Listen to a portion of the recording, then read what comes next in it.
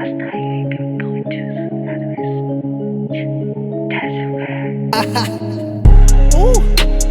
alright.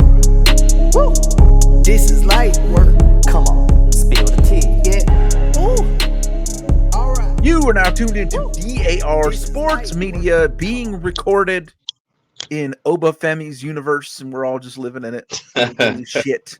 Here at the world of VAR Sports Media, there's some ceasefires going on. Maybe. Potentially. We'll see. Interesting week in wrestling. Interesting going forward. Meltzer's a fucking clown, man. Those fucking guys. I know you saw this shit. I feel like that's the perfect opening for like This is every fucking- week in wrestling. We can just do that every week. Every week in wrestling, just like Meltzer's a fucking clown. It's like you're either the most brain fried, clueless fucking person, or you are the funniest meta satire person. There's just no fucking in between. These two jokers are on their show saying, Sol Ruka and Kalani, they put on a gymnastics routine to start off the match, and it was just an exhibition. It was literally a copy, a woman's version of the fucking same sequence that Osprey and Ricochet did, that the two of you dumbasses called a 5-star fucking match. It was the same shit. They're mirrors. People have videos out there of them they were obviously doing an ode to that spot. So it's just every fucking single, which, by the way, awesome both times. I'm not even talking shit about the Osprey Ricochet version of it. It's just such a clear example of all the cliches about you two morons that, you know, when it was in Japan, when it was in the Tokyo Dome, when it was these two guys that you like that work for this company that you like, it was fucking great and awesome 5-star match. When it's just two young ladies doing it in the company that you don't like, oh, it's an exhibition, it's this, it's that, it's no good. Fuck you, fuck off. We've said it so often. I don't know what these dudes have to do to destroy their own credibility enough. Like it's a fucking like the political parties type situation. Like anybody's still rolling with these dudes, you just don't fucking care. You just do it because that's what you know to do. You're part of that community. You're stuck there. You ain't going fucking nowhere. And when these dudes, I mean, we've recited them, and if I sat down and thought about it and put it in a list, I think of all the just laughable, the instant they fucking said it, laughable bullshit that these two have spewed over the past couple of years since the fastball has been lost. That was just instantaneous, like obviously a insane thing to say from the fucking jump. Had no fucking root in reality. And then people just move on like it didn't fucking happen. Yep. When obviously it doesn't come true. So Man, you know, my thing is with Meltzer and Alvarez is that their hypocrisy and their like lack of self-awareness is stifling. You don't realize what you're doing or what you're saying or how you're moving, and it's obvious, it's blatant that they are in the pocket of several people, I feel like, in this industry. But that's what's crazy is I said this earlier. I'm like, how can you be in the pocket? How can you be so obviously compromised but still have no fucking access? Like, what? You're so compromised. You're so in people's pockets, but you still have not broken exclusive story in like 10 fucking years. Well, access-wise, they did interview Tony Khan recently, so I guess you've got about as much access, journalistic integrity, and usefulness as a fucking garden spade. Because you're a fucking tool. You're a tool bag. You're a tool shed. Jesus Christ. It's sad because I think, you know, there's been always a lot of criticism about that Ricochet Osprey match. There didn't seem to be too much criticism on the Sol Ruka and Kalani match. But I think, like you said, both matches were extraordinary matches, and I think for some people it's hard for them to give WWE stuff credit, and so they take a pivot and say, "Oh, this was gymnastics." Like the flippy shit, we see a bunch of that quote unquote flippy shit on the other program that people love so much. You know what I'm saying? Like people take this wrestling war. And I use that term war very very loosely. They take it a little too to heart. Like I think you can easily give credit to Sol Ruka and Kalani, and also acknowledge that Ospreay and Ricochet was a very impactful, important match because obviously they have people copying what they've done before, paying homage to it. And I think that's as simple as it is. You're like, oh, it's 3.25 or 3.5 at best. I mean, you can rate it whatever you want, but acknowledge that it was and paying homage to a great match, and also that it was two good performers going out there and putting on a match that a lot of people were saying was in their eyes was a match of the night candidate, match of the year candidate. It's okay to just say this was a really good match. These two young upstarts who have not really got their feet off the ground completely yet, and they're on the third brand in WWE. They went out there and they had a great match. The show itself, the NXT Heatwave show, was a great show all around. Better than Money in the Bank, if I'd say so. So if that's the case, just give it credit. Like everything that have to be dissected and like, well, this was gymnastics, and it's like wrestling itself is just choreographed gymnastics in its own right, depending on how you do it. A lot of wrestling is like that. High flying lucha libre wrestling is very much so gymnastics, just with a little more violent aggression to it. So you have to be athletic, you have to be able to move, you have to be able to do these things. So kudos to Sol Ruka, and kudos to Kalani, and kudos to Ricochet and Ospreay for having a match that years later still stands the test of time. And I have a slight feeling we'll get a chance to see that them try to create magic again in the near future. So, fuck Dave Meltzer, fuck Brian Alvarez, like clowns. Don't give a fuck about y'all, man. Fuck y'all. Like y'all have nothing substantial to offer right now to this business, and opinion wise, you said nothing worthwhile in a very long time. And what we're doing here on DAR Sports Media, we're looking ahead to more good wrestling, and not you jackasses with your terrible opinions who are still living off of the fact you're a quote unquote wrestling historian. That is your legacy, Dave Meltzer.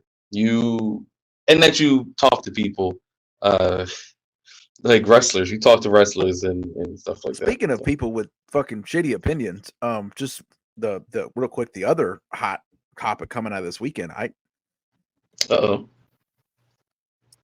There's people. I guess I want to say they confuse me, but I shouldn't be confused anymore at this point. I just don't. Like, we all knew what was going to happen with the men's Money in the Bank. I don't know why anyone seems outraged or shocked. It's also symptomatic of this thing with wrestling fans where they'll be nostalgic for fucking anything, even shit that was fucking awful. Like, the money in the bank concept has been cooked for like 10 fucking years. Like, why are you acting like this amazing concept of professional wrestling has been micturating upon, has been desecrated because of what happened?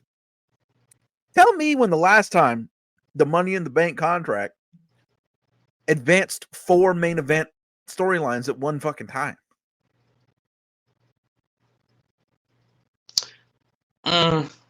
Yeah, fucking never. And maybe it has, but I'll tell you what, it's done a lot more fucking times than that. Been cashed in for somebody who's only becoming a champion because they had the briefcase and not because they were ready. And a lot of those people never fucking recovered from it, their image wise, within their booking. So doing this shit where you're shitting the bed about the way the Money in the Bank contract got used, it got tied into the best feud in wrestling in 2024. It set up what will probably be the next program that Punk goes on to, a resuming conflict with Seth Rollins. It advanced the character storyline of Damian Priest because he's so sick of fucking getting help and winning. He's trying to, which is obviously going to carry into his match with Gunther at SummerSlam, where he's like, okay, everybody thinks I can't do this shit on my own. I'm trying to prove myself that I'm a real champion. I won it under auspicious fucking circumstances. I'm going to prove that I am a fucking champion. That was the vibe coming into this match with Seth Rollins, and then it got fucked up by CM Punk and Drew McIntyre. So that's obviously going to carry him into his match with Gunther. I think some of us have some expectations of how that's going to go. But yeah, so that was. I don't understand what these people are so upset about or they're fucking talking about. It's.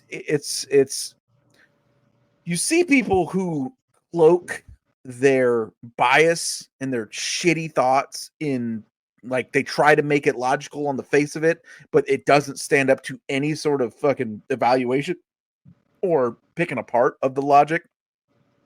It collapses immediately. And that's because really, I think a lot of you are just mad because your favorite didn't win. Like, that's really what you wanted. And it's not what happened.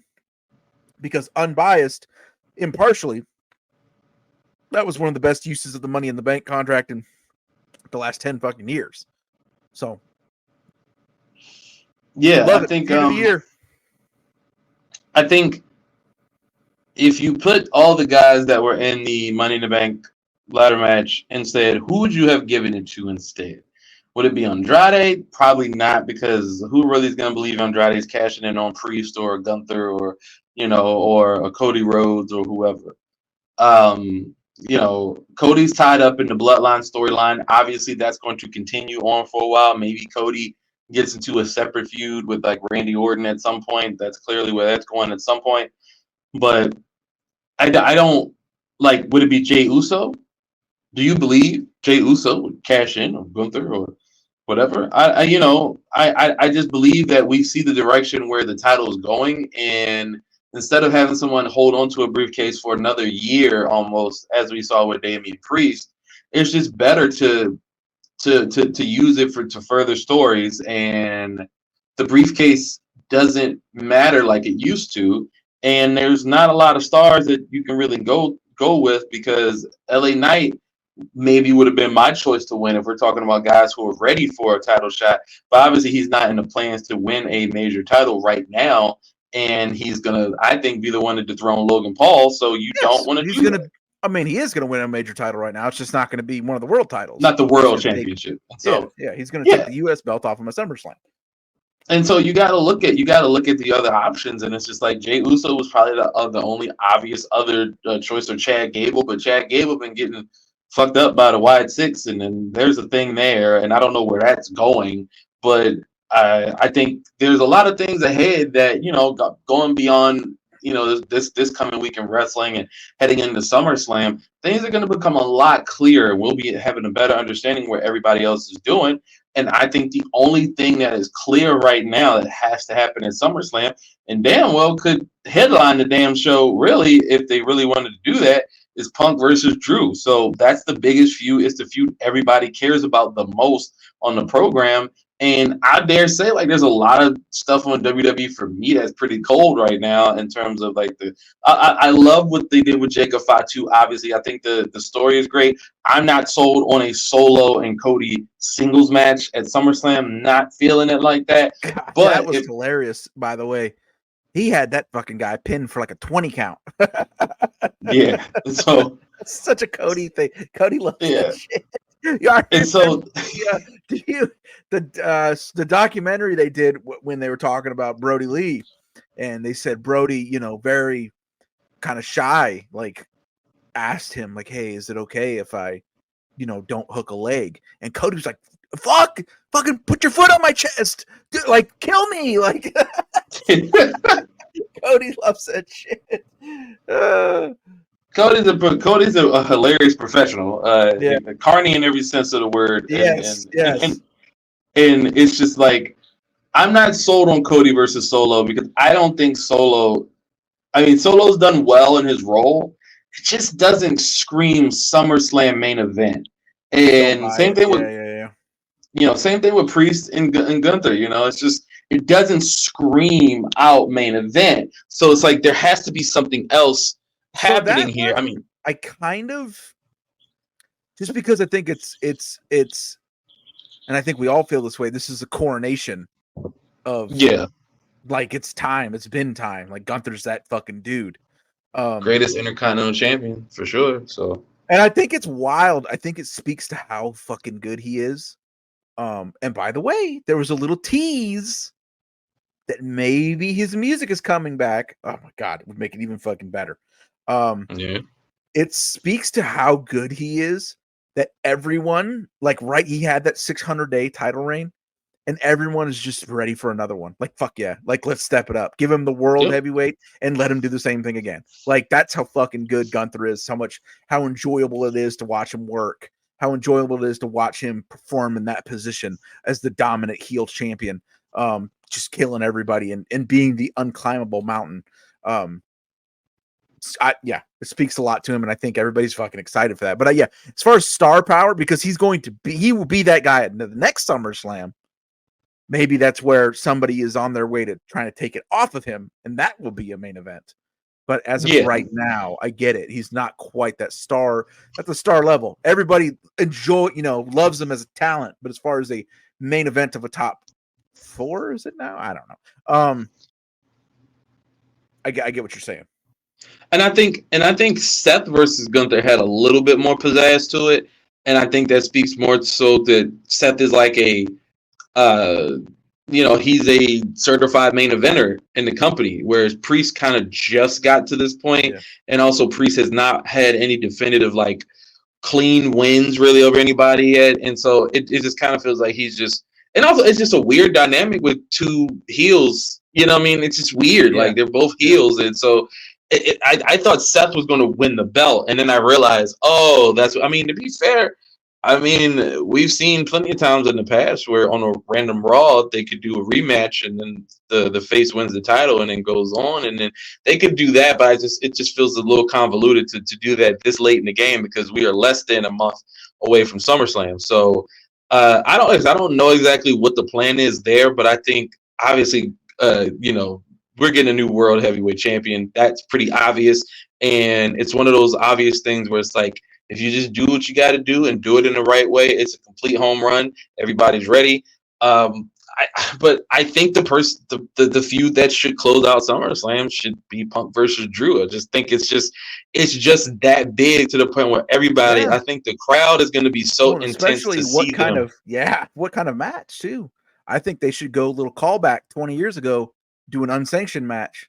I was about to say. I was thinking the same thing. And I think that they might be going towards that because Drew is suspended indefinitely, and Punk is still not kayfabe wise not cleared to do. Obviously, he's cleared to do physical stuff because he wouldn't be out there punching. In real life, cleared to do physical stuff. Those kind of matches are good to like work around. It's funny because they're dangerous because all the weapons, but from a injury standpoint, it actually probably the safest one, the safer option. Is to go with like no DQ matches. So wrestlers will tell you that all day. And that's why a lot of the older, when Terry Funk, Ric Flair, like a lot of those older guys, they switched over to a more hardcore style on a regular basis because you can do more smoke and mirrors and do more magic, and there's less explosion involved in that. Sometimes there are literal explosions, but so technically that would be the safer way to work somebody back in from an injury, is it like an unsanctioned match like that to try and also be fun, try and live up to both HBK and Triple H will be in the house, try to live up to that match from 2002.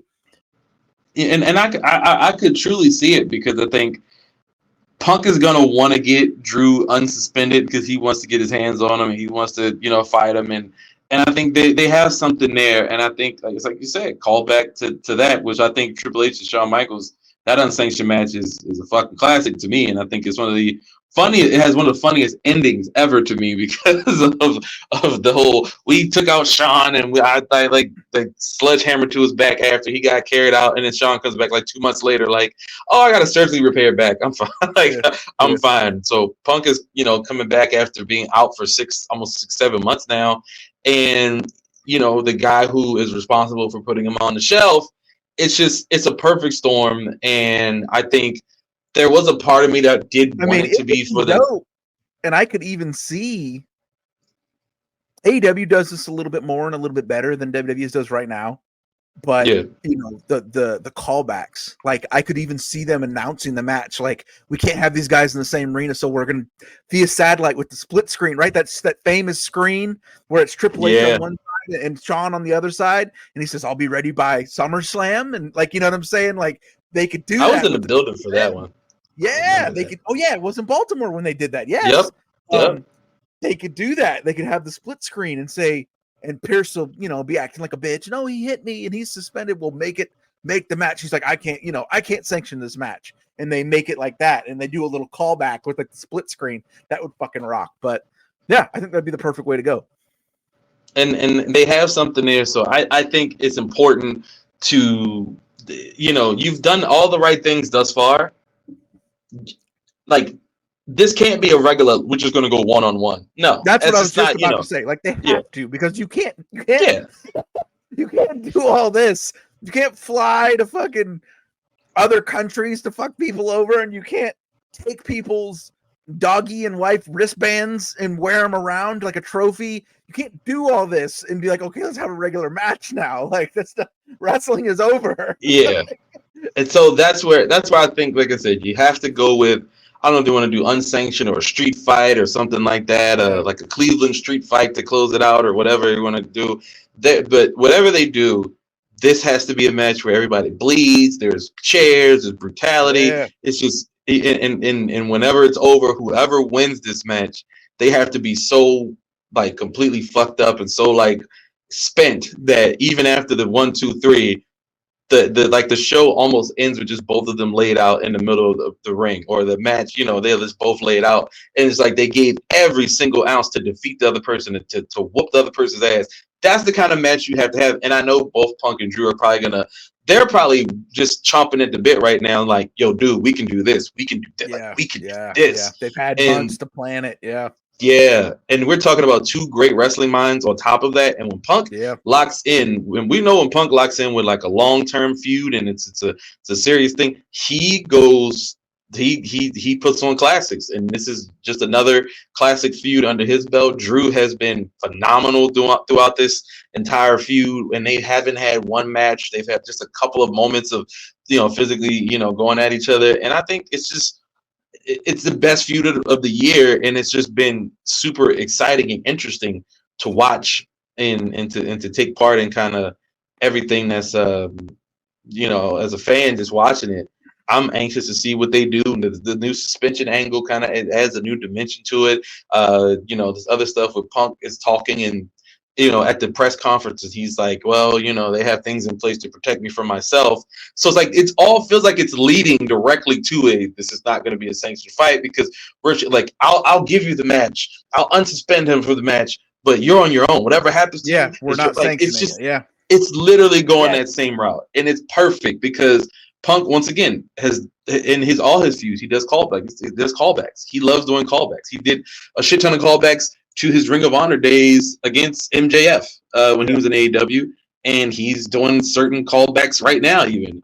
So he's going to, you know, sometimes you got to play some of the greatest hits even with your new shit. So this is, you know, I'm excited about the direction for SummerSlam as it pertains to Punk and Drew. I am excited to see what Tiffy Time does as the Miss Money in the Bank, and I think we'll see.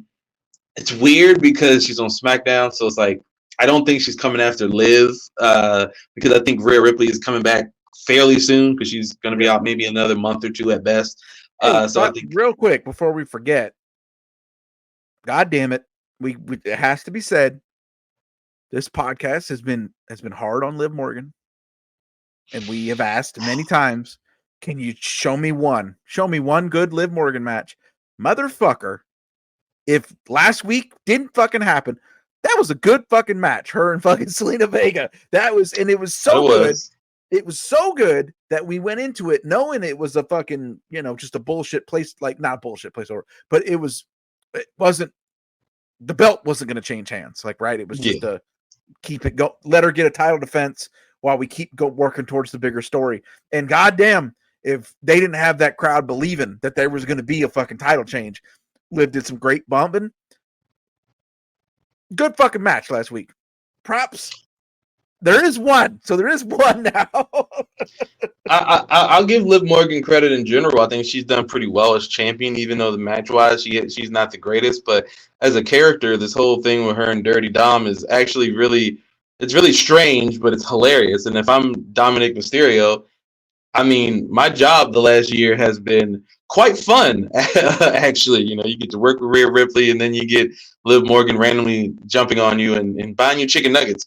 I mean, you can't really get any better than that. But I think Liv's doing what she wants to do. But to circle back, the SmackDown, the Women's Championship on SmackDown, it's very in a weird place to me. You know, I think Nia Jax is obviously the one who's going to, going to SummerSlam, I guess, against Bayley. I'm not sure how it's not a match that I'm like. Hey, they had a fantastic match down in NXT. No, they did. Original runs. So Nia Jax is great. Nia Jax has been excellent since she's been back. So I have high hopes. Great. It's just both in the ring and out of the ring. Excellent. I guess my thing is the you can almost see the obvious tie into Tiffany, Stratton working with Nia Jax, and like she's like the muscle for Tiffany a little bit right now, and Nia has the title shot, and she's probably going to beat Bayley, I'm assuming, and then Tiffany's going to capitalize on that, and so then that's I don't know, it feels like that's where that's going. This is such an obvious route, they might not go that route, but for me, I think the route I would like to see Tiffany go is to hold on to that briefcase until she feels it's time. Yeah. And dare I say, because I know she'll be back sooner than later, I would love to see, as a callback to what happened in NXT, I would love to see a Becky Lynch come back at some point and get into a feud or go over to SmackDown and take the belt from Nia Jax just to get cashed on. Because in some way, it's Tiffany. Yeah. It's like she's petty. She's a petty person in general. So it's like, oh, remember when you came to my show and took something from me? I'm taking it from you. I would love to see that. You know who the ultimate person to do this would be? Even though I don't know if it's a that doesn't work for me, sister type situation. Who does Tiffany Stratton seem like the 3.0 version of? Charlotte Flair. Well, Charlotte has to get back. She's a little ways off. Where if Charlotte comes back, takes the belt, I'm saying say Nia wins the belt.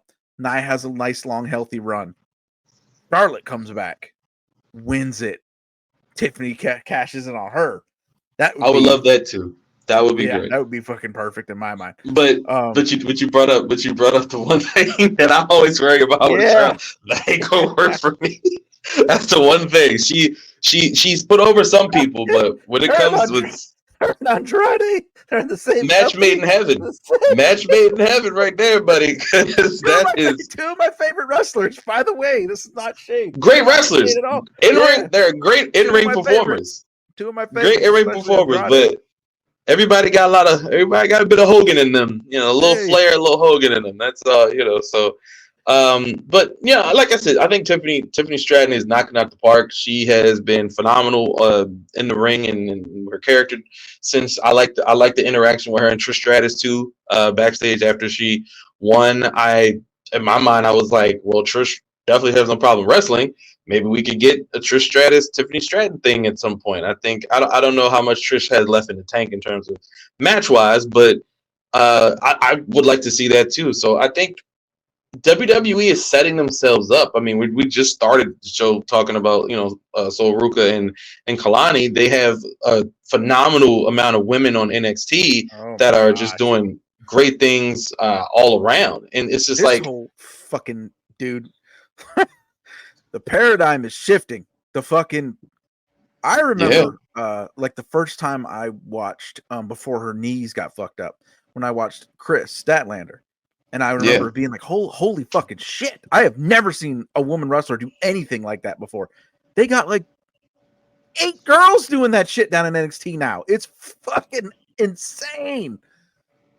Taking these athletes and giving them proper training as a wrestler. Yeah. And then you're also down there working with working with, to me, one of the GOATs, if not the GOAT, and Shawn Michaels is giving them pointers on ring philosophy and psychology, and it's just everything in NXT is like a perfect storm, and then you take those things and then you run with them.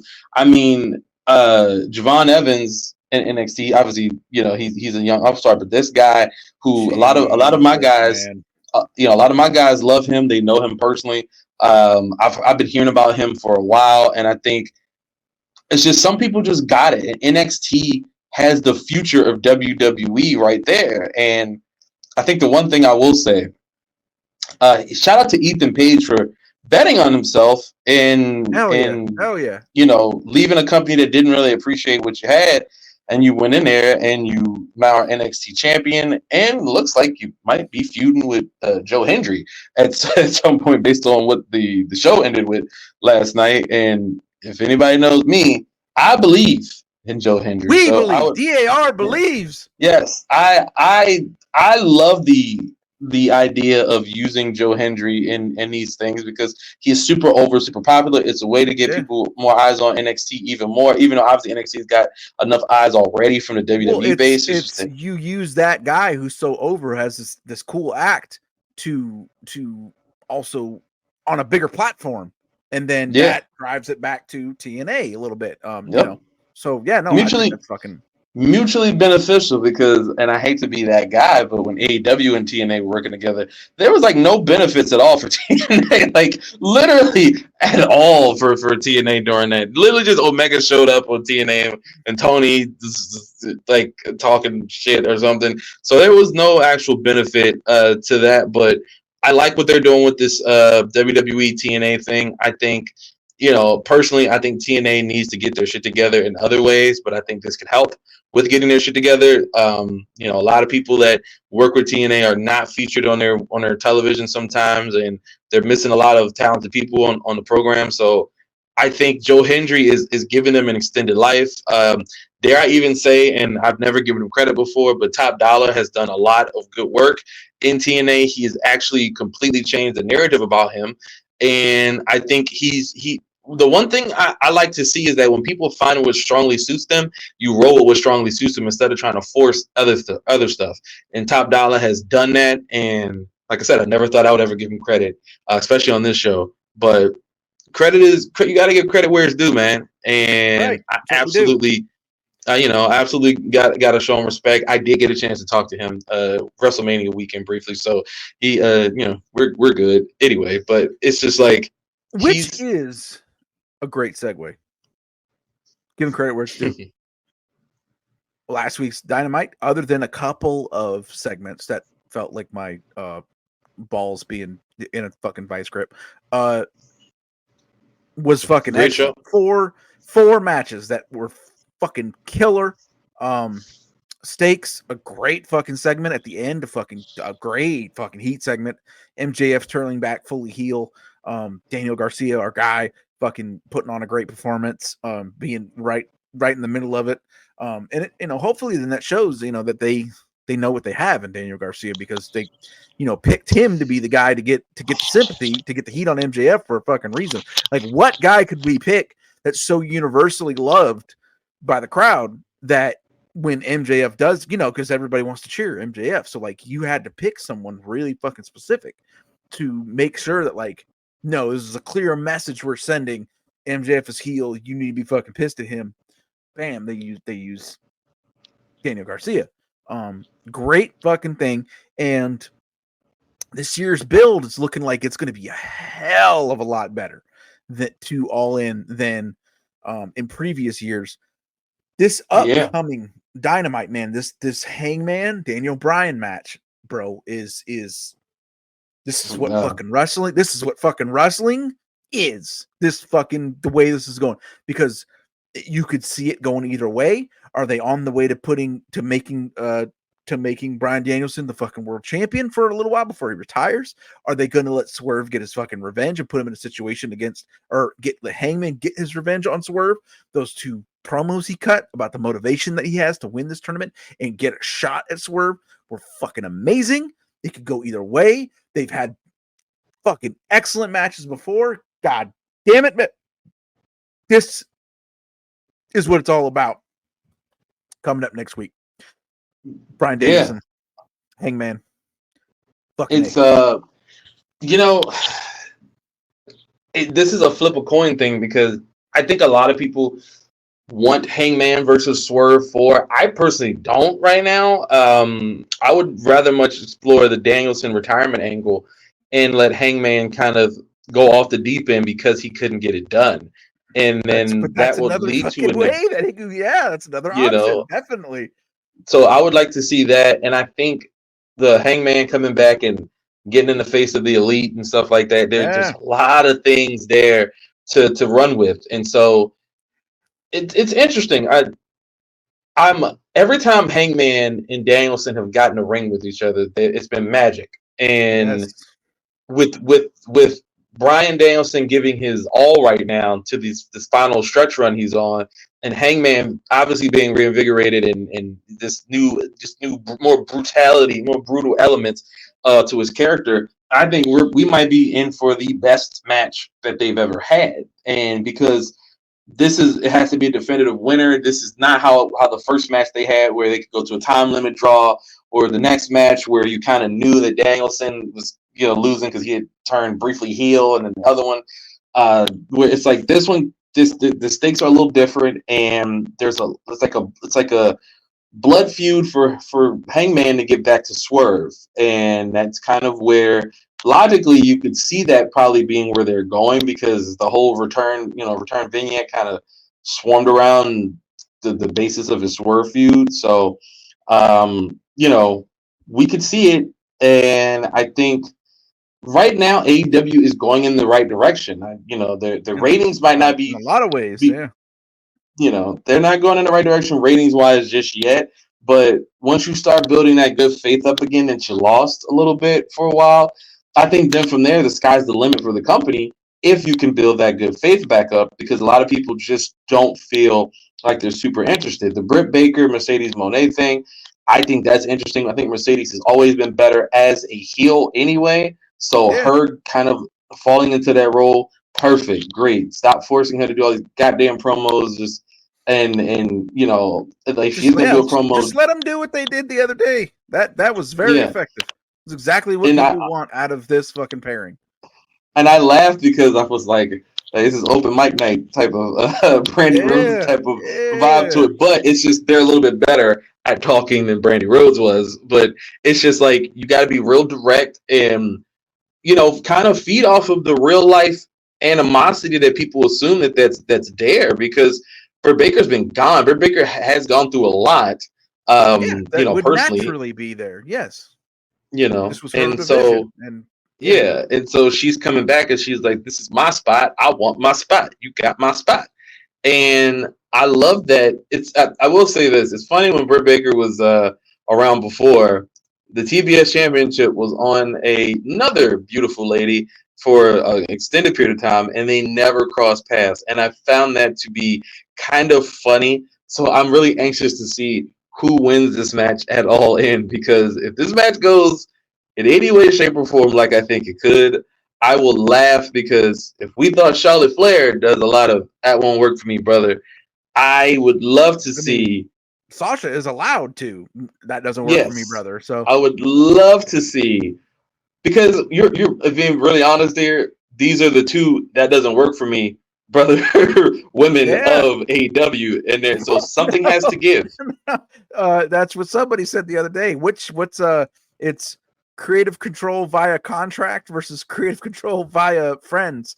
So which one is the power of friendship overriding the business? And well, in AEW's world, sometimes that tends to be the case. But also another thing with AEW, man, Tony Storm, Mariah May thing, we are getting right there. Every week we talk about it.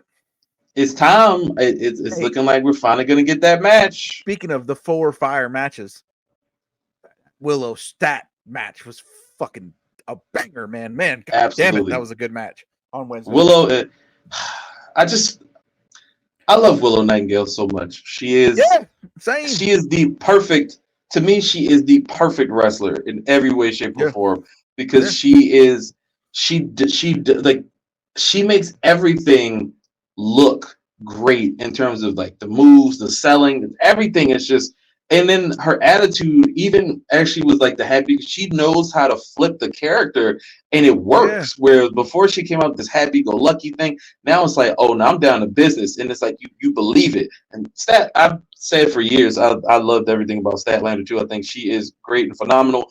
Her and Stokely's interesting pairing. I think Stokely is he can be hilarious at times, but I like Statlander a little bit more by herself than I do with Stokely, and I think because Stokely is such an overriding presence that sometimes you get kind of caught up in his like 90s R&B or 80s references a little bit too much, but it's funny.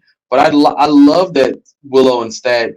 I mean, they're two phenomenal wrestlers. So you knew what you were going to get when you saw them. But I think now we see that with that kind of being tied into the Owen, I think it's what Mariah May and Willow, right? That's the Yes. finals. Yep. Yeah.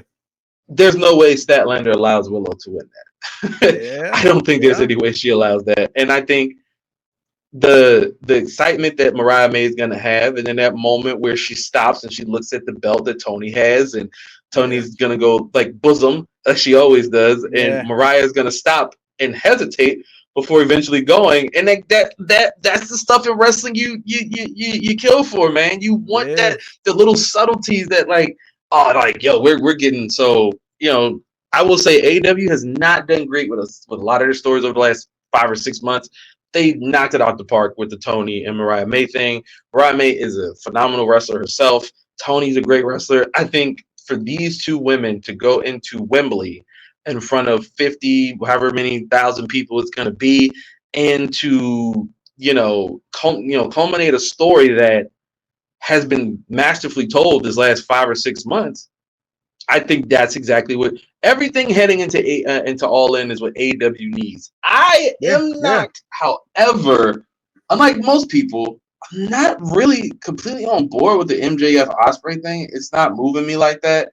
And the reason why is just because I guess I saw it and it bothers me a little bit because I'm like, I know Swerve is their guy right now, and I know they've worked hard to not make him feel like a placeholder, but he still feels like a placeholder. And it's probably like because the main story, but that could change on Wednesday. With this Hangman situation and them two, it doesn't feel like the hot angle though. Yeah, you're right. It feels like it very well could. Ospreay, MJF. Yeah, it's like MJF's like his presence is so strong that he also tries to bury everything when he does his promos too. So that is actually my one criticism of MJF is that sometimes it's just like there's a way to be a heel without just like everything fucking sucks and blah blah blah blah. I don't care about Meltzer's ratings. I care about Nielsen. It's like, I get it. Who cares about Meltzer's ratings here? None of us. But it's just some of those too on the nose like internet things, and it's just like you don't have to. I will say this: AEW. I don't know what the fuck I was doing. I've been giving y'all praise. That Jack Perry, Marco Stunt shit. I get what y'all were going for.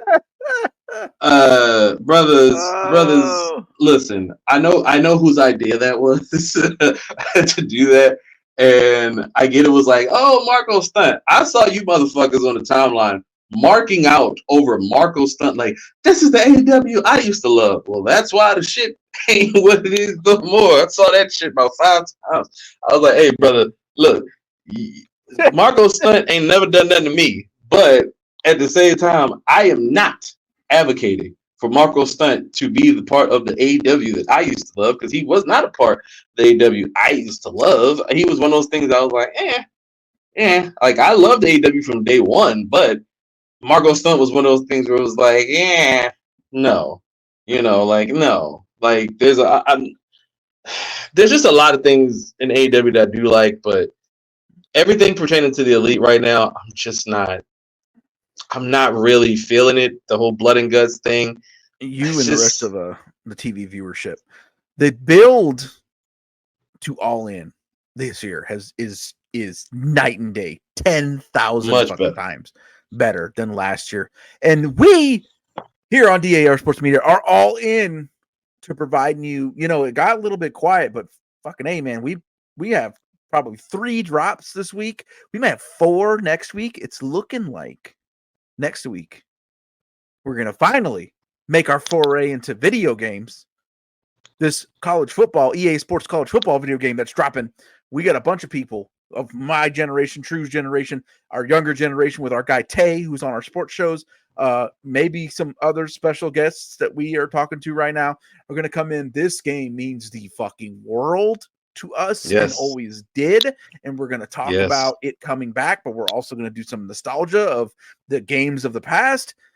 It's going to be a good fucking time next week. One or more of us may or may not have the early access purchased. So we will be also one of the first places you can get a review of the game and get some insight to some regular people playing the game. Yeah. We have noticed that a lot of the coverage of this game, let's just say DAR is going to bring a little bit of a different perspective. If you go look at the videos, maybe you can figure out what I'm getting at. So we thought that was necessary, man, because there's nobody a little more coloring in between the lines from that perspective doing these videos on this game right now. So we are excited to bring that to you this week. It's crazy. I started counting it up because I looked it up and I said, holy shit, we got to start. If we're going to get you divisional previews of every NFL division, brother, we got to start this week. So this week, the NFL is back on DAR Sports Media, where we'll be giving our divisional previews, leading all the way in to the season. We'll be coming to you weekly with our preview review, hump day football episodes.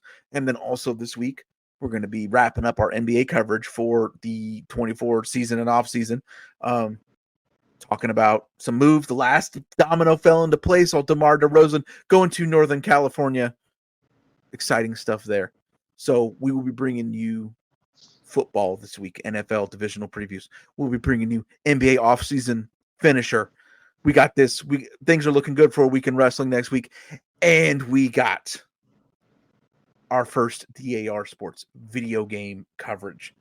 As you can see, as I've been talking like a fucking auctioneer over the last 2 minutes, the world of DAR simply never stops.